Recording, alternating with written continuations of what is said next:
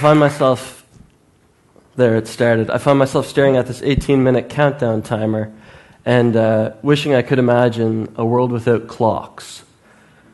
But I can't. Can you? No schedules, no timed group assemblies.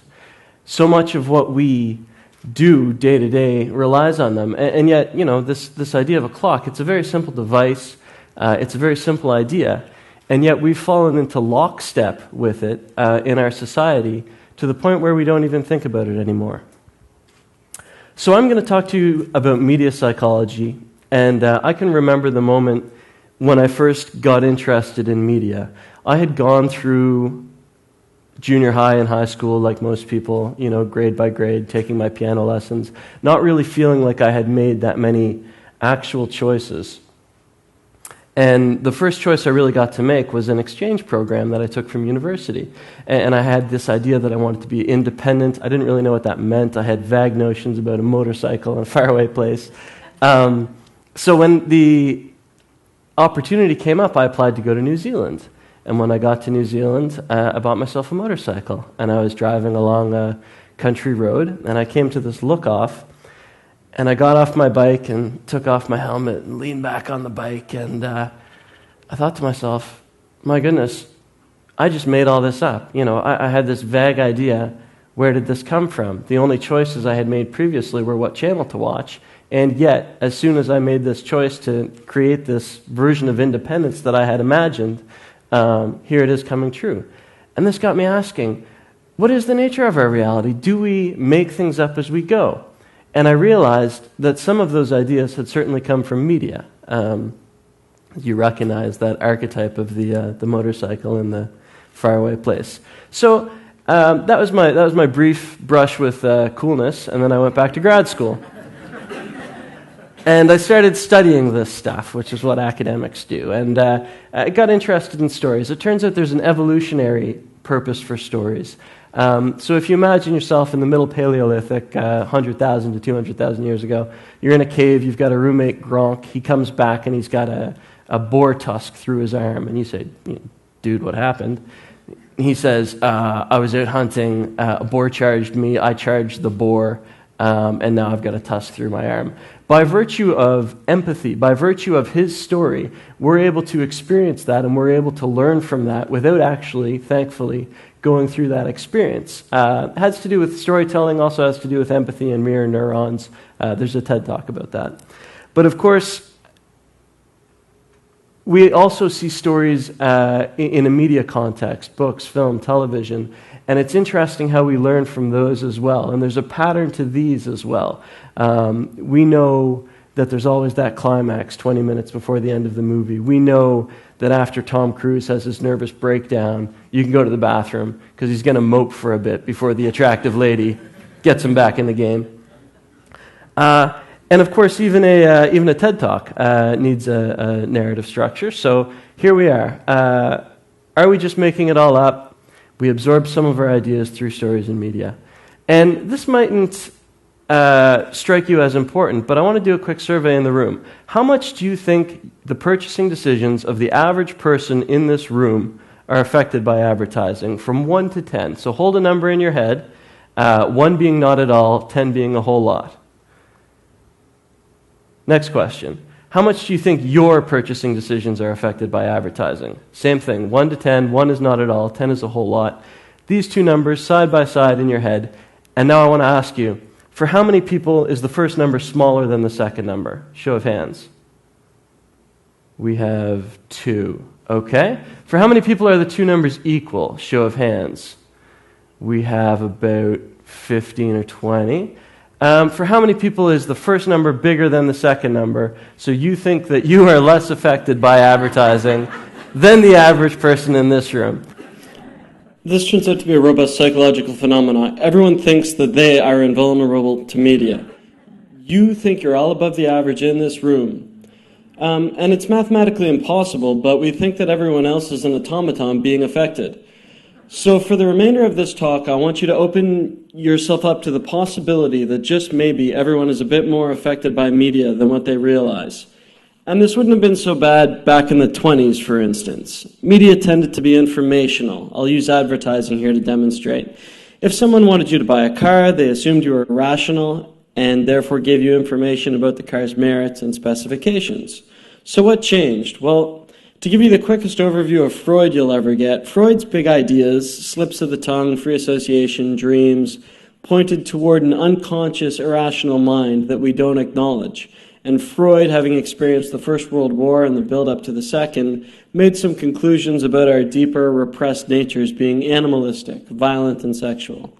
His nephew, Edward Bernays, brought some of these ideas back across the Atlantic and started using them in advertising, in public relations. And so whereas previously we used to just describe what we were selling, now we started to see these hints of sexuality and these hints of status in ads. And of course, we all know how far we've come along with that in today's advertising.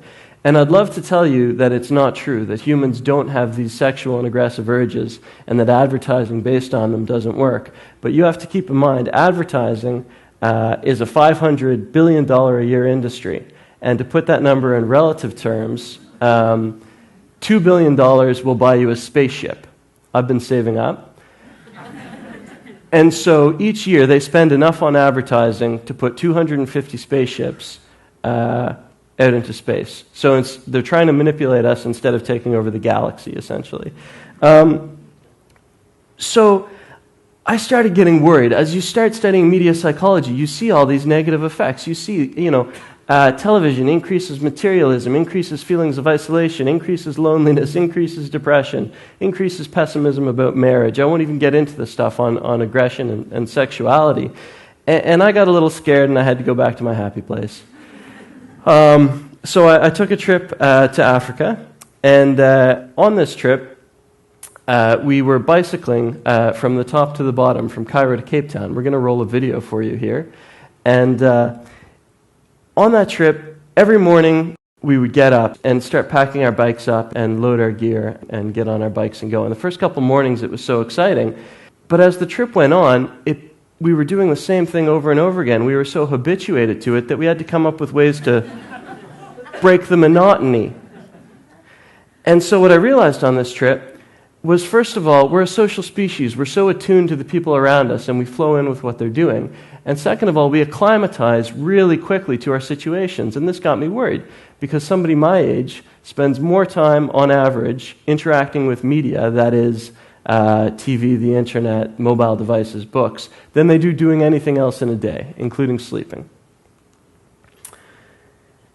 Created a documentary from this trip, and I was studying how media can have positive effects. It turns out that you can use media to make people feel like they have more control over their own lives, and this tends to be a good thing. You see it all the time with motivational speakers. You see it on Oprah. They try to make you feel like you're in control, because if you feel like you're in control, you take action. You start doing things to make your life better, which is a lot better than if you feel like your life is a series of random circumstances, because then there's no point in taking action. And I got really excited about this idea, about how media can maybe have positive effects. So I started looking into the positive psychology literature, a great TED Talk on that by Martin Seligman. And it turns out that they've done research on life satisfaction. And what they've found is that there are 3 ways of pursuing life satisfaction that seem to work. The first is to go after pleasure. And in positive psychology, they define pleasure as being that sort of hedonistic type, where you get what you want right now, but it may lead to, cravings or wanting afterward. And so dessert, drugs, masturbation, loveless sex, all of these fall into the hedonistic pleasure category. Beyond that, there's meaning. And they define meaning as being a part of something that is bigger than yourself, being a part of a community, being a part of something spiritual, being a part of your family, something that will outlive you. Your career can have a lot of meaning if you feel like it's contributing to humanity. And the third way of chasing happiness that they talk about is engagement. Being fully in the zone, being fully in the moment in whatever it is you're doing. And that can be playing chess, that can be performing surgery, that can be a really interesting conversation with a friend, that can be looking at cells under a microscope. The idea is just that your cognitive power is your conscious cognitive power is sort of fully wrapped up in what it is you're doing. And so what they recommend is pursuing primarily meaning and engagement and a little bit of pleasure on the side if what you're going for is life satisfaction, based on the research. And I'm always careful with engagement, though. The idea behind it is that when your skills are high and the challenges are high, you find yourself fully engaged. So TV watching, even though it may feel like time is flying by and like you're not conscious of yourself, most of the time it's distraction. Those quick cuts, those flashing images are keeping our brain distracted from other things. And of course we channel surf if it's not going quick enough for us. Video games, you can see how there's a bit more feedback, there's a bit more potential for that flow and engagement. And of course with computers, now you can do just about anything. And I always warn people, be careful with engagement because media psychologists are on the other end of these things trying to get you addicted. You know those online games, Farmville, Mafia Wars? They're collecting data on all the kids and people who are playing them, and they're finding out when people quit, when people spend money, when people invite their friends, and they're programming it as if we were rats in a maze. So I say focus on meaning. Now, it's interesting when you look at new media, the new devices, because you can pull them into context with some of the things that we've been talking about. If you think about what Facebook is or what Twitter is, it's a combination of stories, which we love to create. It's a combination of meaning, where we're participating in a community, something bigger than ourselves, and also that feedback. When you put it on an iPhone, it almost looks like a video game. But it seems like they can work in this way, but sometimes they don't. Of course, we've seen new media be involved in overthrowing corrupt governments very recently. But at the same time, I get broadcasts about people's pets' digestive habits more often than I would like via these media. So when you're using them, you're always sort of making that choice. Now, on top of choosing our media wisely, I got really excited about a second part of this, the idea that we are now telling our own stories more than ever. We are participating and creating our own media. And it turns out there's a whole field of research that looks into this, how we narrate our own story. It falls under narrative psychology. And what they've found is that when people tell their own self-story in a way that is coherent, that makes sense, they tend to be better off psychologically and more generative.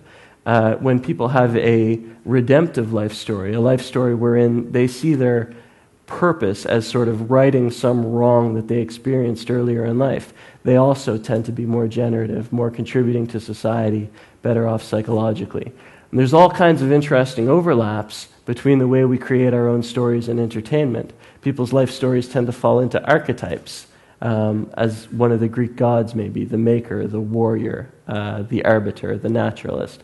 People's life stories tend to fall into the dramatic, literary humors, so romance, comedy, tragedy, irony. And it gets really interesting when you think about what entertainment is, because in a way, I think entertainment has sort of replaced philosophy for us. They take people with particular points of view and run them up against each other and see what happens. They take someone with a particular point of view in a particular situation and they play it out. So this whole idea about creating our own story got really exciting to me.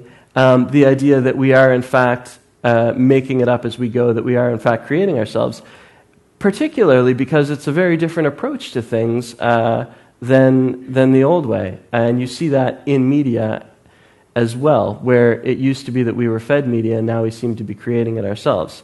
So getting really excited about all of this, I got into my doctoral research and I decided that I wanted to understand how we create ourselves in a really positive way. And I have an interest in creating media, in writing. So I decided to interview acclaimed fiction writers, people who sit all day making up stories. I thought that if anybody would have a self-story, a way of seeing their own life that really made a lot of sense and that was really empowering, it would be people who are successful at essentially pulling words out of their head and throwing them down on paper and selling them to millions of people and changing millions of people's lives through them.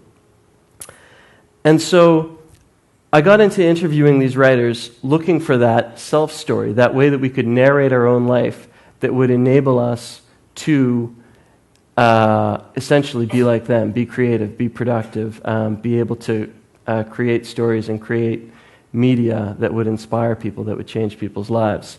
And it turns out there were all kinds of really interesting findings, but the sort of main summary, the TED Talk version here, is that they recognize that we all live within this bubble that's created by the narratives that we tell ourselves and the way that media influences those. And by virtue of the fact that they spend most of their time sitting imagining what other people's bubbles are, what other people's narratives are, and writing according to those narratives, they're able to step outside of their own bubble a little bit. They're able to get out and see how it is that we create meaning in our lives, how it is that we narrate our lives, how it is that the stories around us influence our own personal narratives. And so this was really exciting for me. Keep in mind, I had started this whole thing wondering, are we just making it all up? Where do the ideas come from? And I'd gotten back to this point where it turns out that the ideas can come from us. If you're cognizant of what media you're choosing and how you tell your story, we can indeed make it all up. And then I got to my last interview with a Canadian writer named Nino Ricci. This is my best drawing of him, by the way. I didn't get the hands quite right.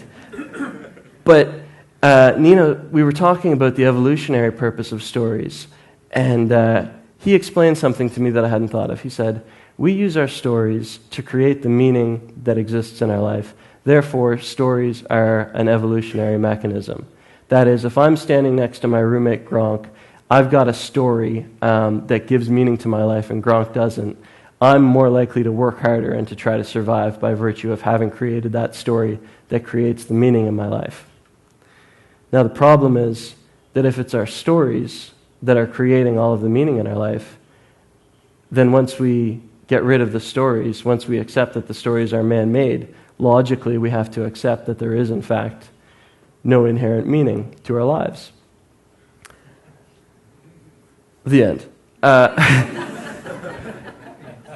And so this really hit me pretty hard because I had spent all my time trying to understand meaning, trying to understand how we create it, and came to this inescapable conclusion that it didn't exist. Until you drive your bike up to a look-off and you look out.